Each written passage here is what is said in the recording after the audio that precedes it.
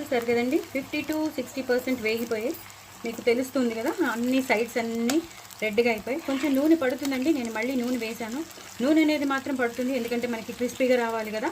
మరి మెత్తగా ఒకదానికి ఒకటి అతుక్కుపోయి లేహం అయిపోకూడదు, మ్యాష్ అయిపోకూడదు కదా.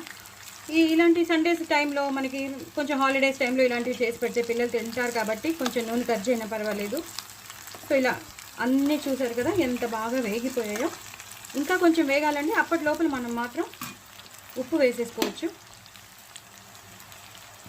తగినంత ఉప్పు. మీరు ఎంత తింటారో మీకు రుచికి తగినంత ఉప్పు వేసేసుకోండి. ఉప్పు వేసేసుకుంటే ఏమవుతుందంటే తొందరగా ఇంకా అతుక్కుపోవడం అనేది ఉండదు, క్రిస్పీగా అవుతూ ఉంటాయి అన్నమాట.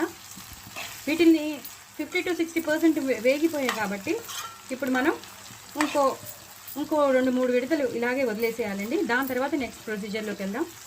చాలా చాలా బాగుంటుందండి ఇది మాత్రం. దయచేసి నా ఛానల్ని సబ్స్క్రైబ్ చేసుకోండి, సపోర్ట్ చేయండి. పిల్లలు మాత్రం చాలా ఇష్టపడి తింటారు. పెరుగులో నంచుకుంటే కూడా చాలా బాగుంటుందండి ఇది.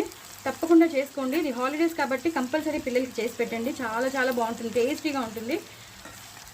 బయటికి వెళ్ళి వేరే తెప్పించే బదులు ఇలాంటివి చేసి పెట్టారనుకోండి క్రిస్పీగా, పిల్లలు ఇష్టపడి తింటారు. ముద్దపప్పు ఏదో పప్పు ఉంటుంది కాబట్టి పప్పు సైడ్ డిష్గానో లేదా ఉట్టిన అన్నంలో నంచుకోవడమో ఎలా అయినా చేసేయచ్చు. అరటికాయ ఇలా చేస్తే మాత్రం చాలా చాలా బాగుంటుంది. సో నెక్స్ట్ ప్రొసీజర్లోకి నేను మళ్ళీ చూపిస్తానండి. ఇది అయ్యాక కొంచెం ఇంకా వేగాలండి.